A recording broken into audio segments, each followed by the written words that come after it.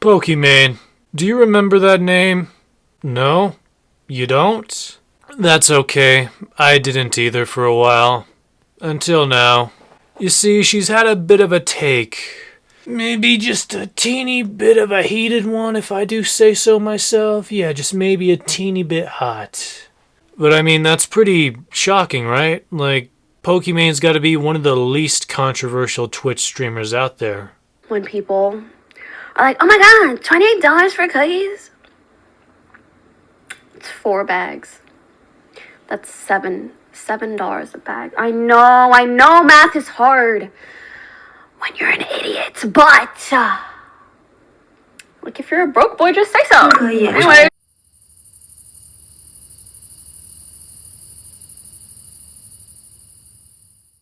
Okay, maybe she's a bit controversial. So what's she done now? Well, why don't we take a look? Probably zero musical capabilities think that Kendrick Lamar didn't deserve the halftime show. What? What do you mean? Like, sure, we could sit here all day and be like, oh, I actually think this artist deserved it. What? Only white people hated it. I didn't want to say it. As a white passing person, I didn't want to say that. But you saying that and me repeating that message, I'm just going to let that sit. Translation, I totally feel this way and don't want to say it because I think it'll make me look like a bigot. But if somebody else says it, then I can totally agree with it and openly praise the message while not looking like a bigot. Alright, there's a fair bit to unpack. Let's start here. Only white people hated it. This is racist. I'm not going to pussyfoot around the bushes. It's just plain racist.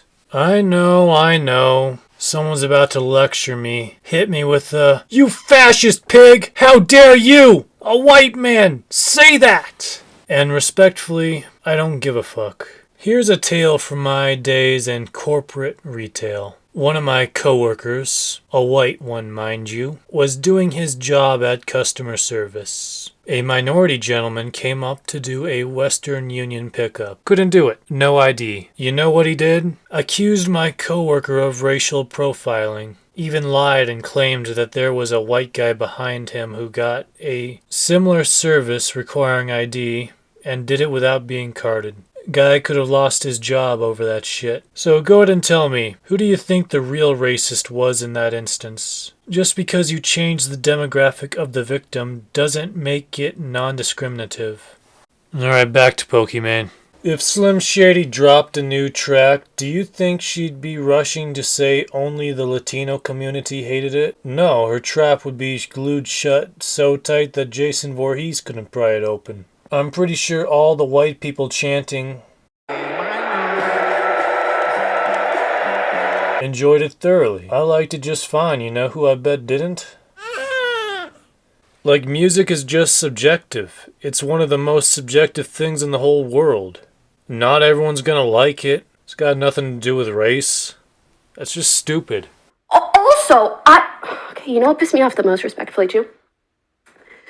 The people that I saw with this take the most were white men. Ain't nothing wrong with being a white man. That's not the point. My point is that, I feel like if you watched his performance and really took it in, you'd be like, there are some underlying messages that the performance is trying to convey, especially during Black History Month. Alright, I'll play the devil's advocate. It clearly wasn't made for white people. And I can live with that. I think a lot of people can. The black community has done a lot for America, so I say let them have their moment. I'm sure anyone who's watched the halftime show will agree it was very black. Completely so, in fact. And she's right. There were a lot of hidden messages in it. The red bun, Serena Williams' crip walk, the wrong way warning symbolizing that Kendrick was crossing a line, but the GOAT didn't give a fuck. The Black Uncle Sam, played by Samuel L. Jackson, although I'm hard-pressed to call that one a hidden message. Yeah, a lot of white people won't get it.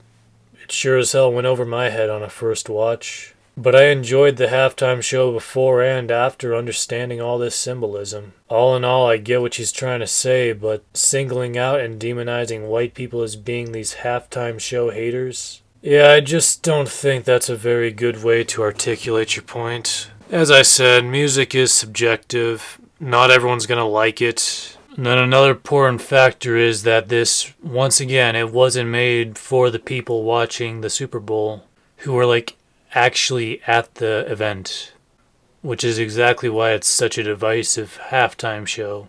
It's a highly politicized and cultural protest. When someone goes to a sporting event, especially the biggest one in America, they're not going there to have a political message shoved down their throat. They're going there for escapism, which is exactly why this was always going to be met with mixed responses. And Kendrick Lamar and Samuel L. Jackson, they clearly knew this, as Samuel L. Jackson was literally narrating the audience's reactions. And yet, at the end of the show, he still had everyone cheering. The dude clearly put hours upon hours upon hours of thought into this performance. I don't know why we gotta turn that into a fucking race war. Now, if you think the cringe is over with this clip, we've got one more bit to watch, and you're about to get some PTSD.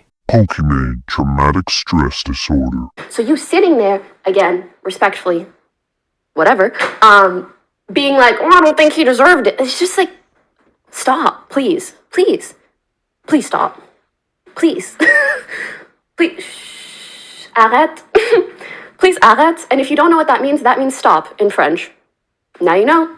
Et les Français, ils savent ce que je veux dire. Ils disent aussi, arrête.